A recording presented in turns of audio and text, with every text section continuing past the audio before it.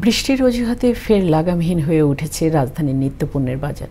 ঊর্ধ্বমুখী পেঁয়াজ, মরিচ সহ সব সবজির দাম বেড়েছে। গরিবের আমেজ ব্রয়লার মুরগি ও ডিমের দাম। আর বরাবরের মতোই চরম অস্বস্তি মাছের বাজারেও। এদিকে চালের দামেও পাগলা ঘোড়াও থামছেই না।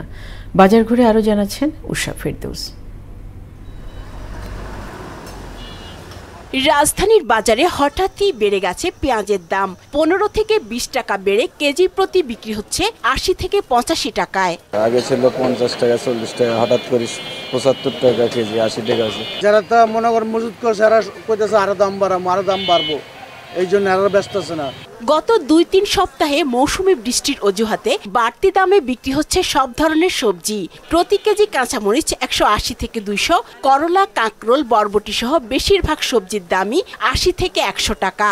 আর বেগুন বিক্রি হচ্ছে 100 থেকে 130 টাকায়। মালামাল দূর থেকে ঢাকা আসতে গেলে টাকা চাঁদাবাজি করে, বিভিন্ন কারণে বাড়তি তো আছেই এবং দিন দিন এটা বাড়তেছে। বৃষ্টি বাদলে বন্যার কারণে সবজির দাম অনেক বাড়তি। আমার কাছে মনে করেন 2 হাত 3 হাত এরকম বোতল হয়ে আসে। সপ্তাহখানিকের ব্যবধানে দাম বেড়েছে মুরগি ও ডিমের। রাজধানীর খুচরা বাজারে প্রতি ডজন ডিম বিক্রি হচ্ছে 135 থেকে 140 টাকায়, আর ব্রয়লারের কেজি 170 থেকে 180 টাকা।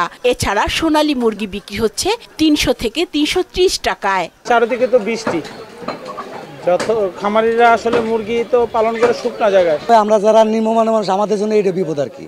একালে ডিম কিনে খামো, এটা আমাদের সামর্থ্যের বাইরে চলে যায়। এদিকে কোনোভাবেই নিয়ন্ত্রণে আসছে না নানা অজুহাতে চড়া মাছের বাজার। দাম বাড়লে তো পাবলিকের সমস্যা হইবে, এত দাম বাড়লে। আগে 200-250-র মধ্যেই হয়ে যেত, এখন একটু বেশি। চতুর্দিকে পানি, মাছ কম, মাছ অনেক কম। অন্যদিকে অকারণেই বেড়ে যাওয়া চালের বাজারও স্বল্প আয়ের মানুষের নাগালের বাইরে। সবকিছু তো বাড়ছে, কিন্তু মানুষের আয় তো আর বাড়ে নাই। আড়তদাররা জানে, আর যারা আমদানি করে এরা জানে, আর মিলাররা জানে। এমন পরিস্থিতিতে সিন্ডিকেট নিয়ন্ত্রণের দাবি ক্রেতা বিক্রেতাদের। উষা ফেরদৌস, মোহনা সংবাদ, ঢাকা।